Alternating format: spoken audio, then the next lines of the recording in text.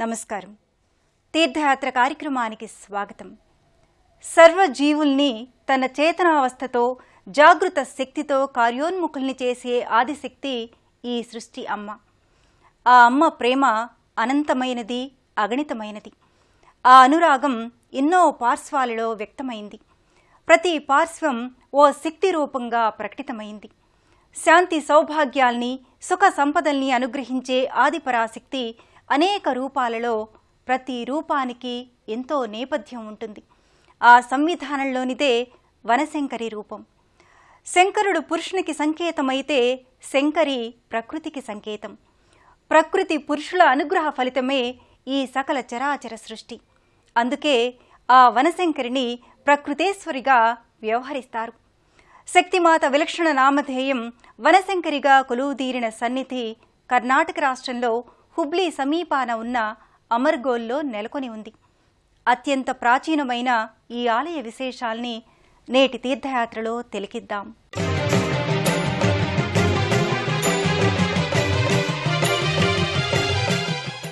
జగన్మాత లీలా సంవిధానాలలో వ్యక్తమైన విభిన్న దివ్య స్వరూపాలు, జీవుల ఆర్తిని తీర్చే మాతృశక్తిగా భవ్యమైన అనుగ్రహ ఆకృతులు, ప్రకృతిలో పరిమళించే హరితార్ణవ శోభకు ఆకృతి బనశంకరీదేవి, వృక్షాలకు అధిష్టాన దైవంగా వెలిగే ఓం శక్తి నవ్యరూపం బనశంకరి,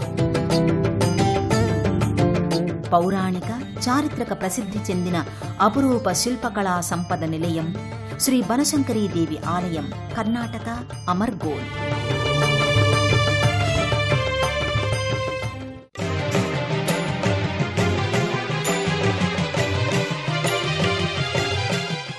అన్నీ ఒక్కటే, అందరూ ఒక్కరే అనే అద్వైత భావాన్ని సగుణోపాసనలో సాకారం చేసేందుకు ఒకే శక్తి అనేక రూపాల్లో వ్యక్తమైంది. ఆ సంవిధానంలో శక్తి రూపాల ఫలితాలకు, గుణాలకు, మహిమలకు నిర్దిష్టమైన రూపాన్ని సనాతన సంప్రదాయం ఏర్పరిచింది. ఆ రూపమే వనశంకరి.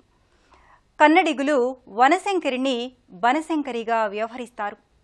11-12వ శతాబ్దం మధ్యకాలం నిర్మితమైన బనశంకరీదేవి ఆలయం నేటికి గత వైభవ చిహ్నంగా, అలనాటి ఆధ్యాత్మిక కళా ప్రాభవానికి సమున్నత ప్రతిఫలనంగా నిలుస్తోంది.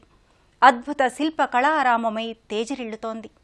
యాదేవీ సర్వభూతేషు మాతృరూపేణ సంస్థిత నమస్తస్యై నమస్తస్యై నమస్తస్యై నమో నమః. అమ్మలగన్న యమ్మగా తన మూర్తిమత్వాన్ని ప్రదర్శించి జగత్తుకే జననిగా భాసిల్లుతోన్న సౌందర్యలహరి శ్రీమాత. మాతృరూపంలో తేజరిల్లుతూ భక్తుల్ని పరిపరి విధాలుగా తన కృపా వీక్షణతో పరిపాలించే ఆశ్రిత వరదాయిని శ్రీమాత. తనలోని సగభాగాన్ని ఇచ్చి శివయ్య గౌరవించి సతి పట్ల ప్రియపతి తన అభిమానాన్ని చాటుకున్నాడు. తనని నమ్మిన భక్తుల పాలిట అమ్మ కరుణను ఎలా కురిపిస్తుందో, లోకకంటకుల పాలిట అంతే రౌద్రాన్ని చూపి అసుర సంహారాన్ని కావిస్తుంటుంది దుర్గాస్వరూపిణి. దుర్గా రూపంలో ఆ మహాశక్తి తన అవతార మూర్తిమత్వాన్ని సంపూర్ణంగా ప్రదర్శించి లోక శుభంకరిగా తేజరిల్లింది. అసమాన శక్తి సంధాయినిగా, అభీష్ట ప్రదాయినిగా అవతరించింది. దుర్గే స్మృతా హరసి భీతిమశేష జంతోః స్వస్థై స్మృతా మతిమతీవ శుభాం దదాసి దారిద్ర్య దుఃఖ భయాపహారిణి కాత్వదన్య సర్వోపకార కరణాయ సదార్ద్ర చిత్త అని దుర్గానామానికి ఉన్న శక్తిని సప్తశతి అభివర్ణించింది. దుర్గను ఆశ్రయిస్తే జీవనపరంగా, లౌకికంగా ఎదురయ్యే ఇబ్బందుల్ని సులభంగా అధిగమింపచేస్తుంది. అందుకే సుతరసితరసే నమః అని కీర్తిస్తారు. అలాగే నమః ప్రతరణాయచ ఉత్తరణాయచ, ఆ దాటించడం అనేది ఒక ఉత్తమ స్థితి నుంచి మరొక ఉత్తమ స్థితికి మారుస్తుంది. అలాంటి దుర్గాశక్తి శంకరిగా, వనాన్ని, సతత హరితాన్ని రక్షించే వృక్ష సంరక్షణిగా, బనశంకరిగా తేజరిల్లుతోంది. అపురూప శిల్పకళాధామంగా శోభిల్లుతోన్న ఈ ఆలయం 11-12 శతాబ్దాల మధ్యకాలంలో నిర్మితమయ్యింది. అత్యంత ప్రాచీనమైన ఈ ఆలయం గత వైభవానికి సజీవ సాక్ష్యంగా తేజరిల్లుతూ సమున్నత కళాధామంగా విరాజిల్లుతోంది.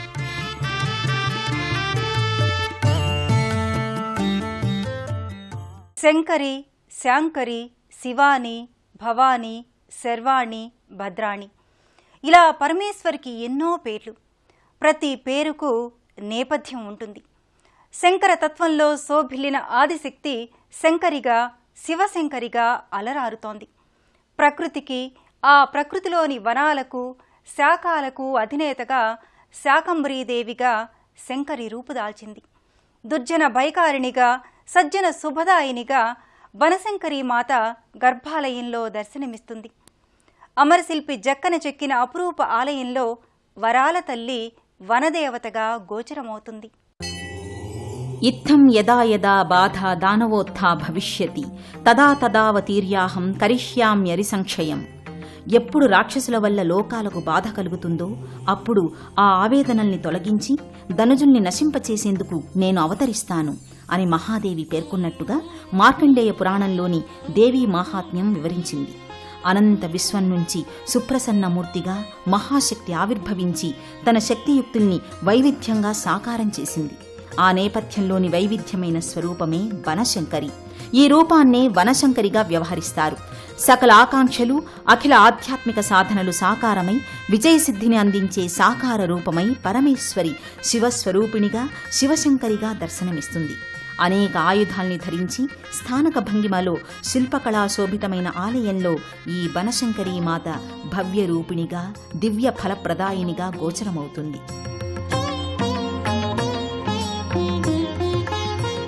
సృష్టి అంతా శక్తి అనే వలయంలో కొనసాగుతుంది. ఆ వలయమే కాలచక్రం.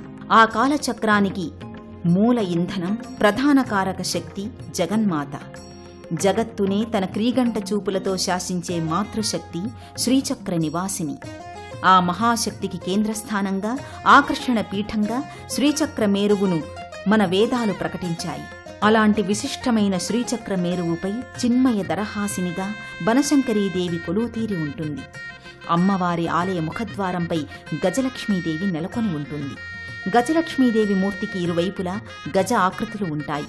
పుష్పాలంకరణ సమన్వితంగా నిరుపమాన శక్తి సంధాయినిగా వనశంకరీమాత ఆకృతి భాసిల్లుతుంది. శివశంకరిగా, వన సంరక్షణిగా, ప్రకృతేశ్వరిగా, సతత హరితమాతగా ఈ శక్తిని భక్తులు ఆరాధిస్తారు.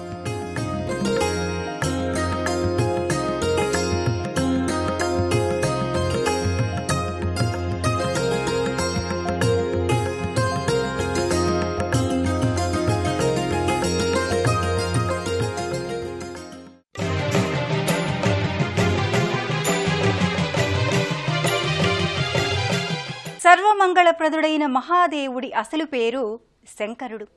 భక్తుల అన్ని శంకల్ని నివారించి వారిని తన వంక తిప్పుకునే ఆదిదైవం శంకరుడు. వనశంకరీదేవి ఆలయంలో మహేశుడు వనశంకరునిగా భవ్యంగా అలరారుతున్నాడు. అద్భుత రీతిలో తేజరిళ్లే గర్భాలయంలో అపురూప అలంకారం నేపథ్యంగా శంకరుడు శోభస్కర లింగమూర్తిగా దర్శనమిస్తున్నాడు. సమస్త శుభదీవెనలు అందించే కైలాసపతి కైవల్యదాయ శంకరునిగా పూజలందుకుంటున్నాడు. అమర్కోల్ వనశంకరీదేవి ఆలయంలో సర్వేశ్వరుడు శంకర మహాలింగమూర్తిగా గర్భాలయంలో తేజరిల్లుతాడు. రాతి కట్టడంగా తీర్చిదిద్దిన ప్రధాన గర్భాలయంలో పానవట్టంపై నేత్రాలు, మీసకట్టుతో మహాదేవుడు మహత్తర లింగమూర్తిగా తేజోవిరాజితమవుతాడు.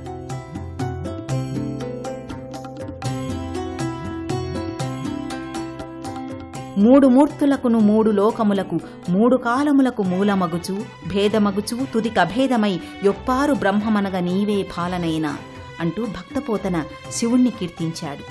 సృష్టి స్థితిలయకారకులైన మూడు దేవతామూర్తులకు, భూత భవిష్యత్ వర్తమానమనే మూడు లోకాలకు, ముల్లోకాలకు ఆధారమై ఉంటూ వాటిలోనే లీనమైపోతూ చివరకు తనలోనే ఐక్యం చేసుకునే ఒకే ఒక్క అణుస్వరూపం శంకరుడు అంటూ శివతత్వాన్ని భాగవతం ఆవిష్కరించింది. తేజోమయ లింగమూర్తిగా, నల్లరాతి లింగమూర్తిగా ఎల్ల లోకాలకు వెలుగులందించే పరంజ్యోతి స్వరూపుడు శివుడు శంకర లింగాకృతిలో ఇక్కడ దర్శనమిస్తాడు. విద్యలన్నింటిలోకి వేదం ఘనమైనది. ఆ వేదంలో సంహితాకాండలో రుద్రం గొప్పది. ఆ రుద్రాధ్యాయంలో ఓం నమఃశివాయ అనే పంచాక్షరీ మంత్రం మరింత విశేషమైనది. ఈ నమఃశివాయ అనే పంచాక్షరిలో శివ అనే 2 అక్షరాలు మరింత మహిమాన్వితమైనవి. ఈ శివనామాన్ని శ్రీమన్నారాయణుడు తన శ్వాసగా, ధ్యాసగా, యోగనిద్రలోనూ నిరంతరం జపిస్తూ శివకరుణకు పాత్రుడవుతాడని ప్రతీతి. శివమహాదేవుని అనుగ్రహంతో శ్రీ మహావిష్ణువు దశావతారాలను ధరించి స్థితికారకునిగా తన మూర్తిమత్వాన్ని ప్రదర్శిస్తున్నాడని పురాణాలు విశ్లేషించాయి. సకల బ్రహ్మాండానికి ఉన్న ఏకైక ఘనతర దైవం శివుడు ఒక్కడే అంటూ వేదం నిరూపించింది. అలాంటి శివపరమాత్మ శాంకరి చెంత బనశంకరునిగా భవ్య ఫలప్రదాతగా తేజరిల్లుతున్నాడు. శంకరుడు శంకరి నెలకొన్న ఈ క్షేత్రం ప్రత్యక్ష కైలాసమై భక్తులకు ఆధ్యాత్మిక కళాధామమై కనువిందు చేస్తోంది.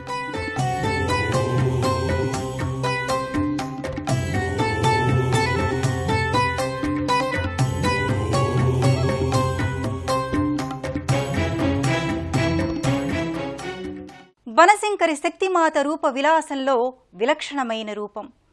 జగన్మాత వనశంకరిగా వనాలకు అధిష్టాన దైవంగా సాకారం కావడానికి స్కాంద పురాణంలో నేపథ్య గాథ ఉంది.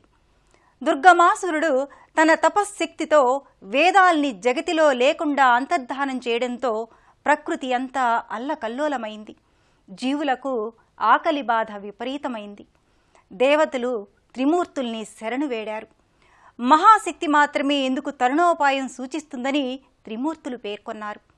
దేవతల కోరిక మేరకు జగన్మాత వనశంకరిగా శాకంబరిగా సాకారమైంది. ధనుజ సంహారం పూర్తి చేసి లోకాల్ని రక్షించిందనేది పురాణగాథ. చేరువలో ఉన్న అమర్గోల్ బనశంకరీదేవి ఆలయం అపురూప కళాకట్టడం. అమరశిల్పి జక్కన్న ఆధ్వర్యంలో శిల్పీకృతమైన ఈ పెన్నిధి ఇలపై సాకారమైన ప్రత్యక్ష కళా కైలాసం. 11-12 శతాబ్దం మధ్యకాలంలో నిర్మితమైన ఈ ఆలయం కాలదోషానికి అతీతంగా నేటికి తన కళా వైదుష్యాన్ని చాటుకుంటోంది. గత వైభవాన్ని ప్రతిఫలిస్తుంది. శిలలపై శిల్పాలు చెక్కినారు, మన శిల్పులు సృష్టికే ప్రతిసృష్టి చేసినారు అనే రీతిలో కఠిన కర్కశ కఠోర శిలల్ని కర్పూర కళికల్లా చెక్కి అపురూప శిల్పకళా సంపదను మన ముంగిట సాకారం చేశారు మన శిల్పకళాకారులు. ఎన్నో వందల ఏళ్ల క్రితం నిర్మించిన ఈ అపురూప కట్టడం నేటికీ చెక్కు చెదరకుండా అలనాటి కళావైభవానికి సమున్నత దర్పణంగా తేజరిల్లుతోంది.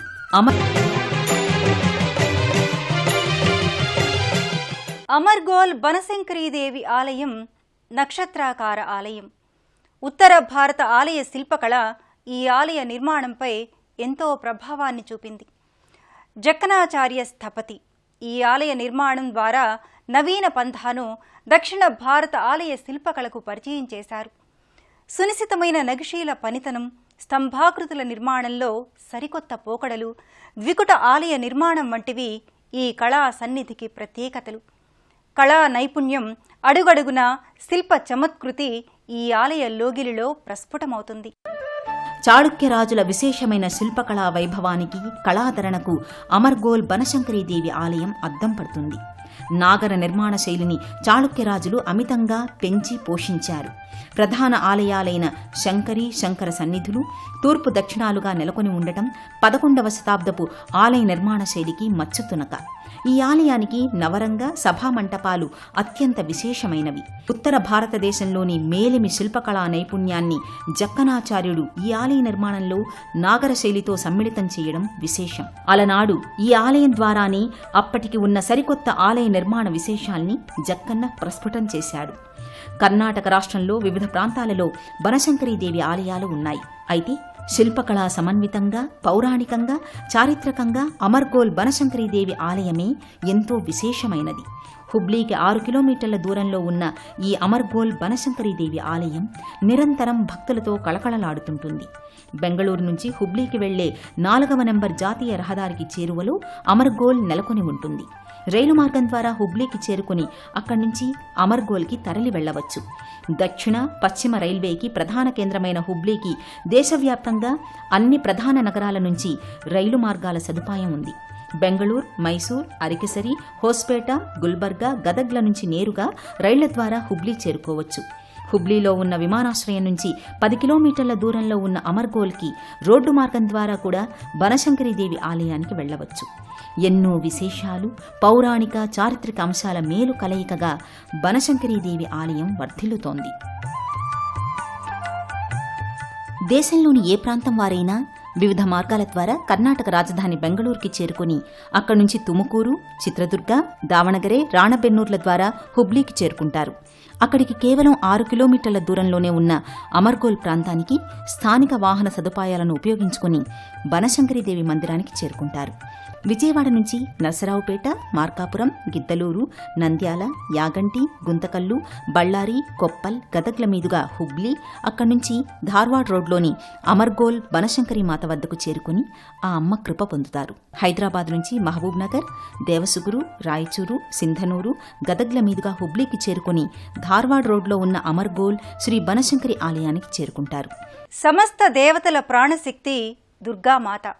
ఆ దుర్గమ్మే ఎన్నో విలాసాల్ని, విజయ దరహాసాల్ని ప్రకటించింది. ఇష్టకార్యాల్ని సర్వసమర్థంగా నిర్వహిస్తూ భక్తులపై తనకున్న అవ్యాజ అనురాగాన్ని శ్రీమాత ఎప్పటికప్పుడు ప్రకటిస్తూ ఉంది. ఆ సంవిధానంలోనిదే బనశంకరీదేవి స్వరూపం. సమస్త వనాలకు అధిష్టాన దైవంగా, ప్రకృతిలో తొణికిసలాడే పచ్చదనానికి ప్రతిఫలనంగా ఆ మాతృశక్తి అలరారుతోంది. ఆ హరిత వర్ణమయ మహాశక్తి మనపై సర్వదా అనుగ్రహాన్ని కురిపించాలని ఆకాంక్షిద్దాం. మరో క్షేత్ర దర్శనంతో మళ్ళీ కలుసుకుందాం. ఓం శ్రీమాత్రే నమః.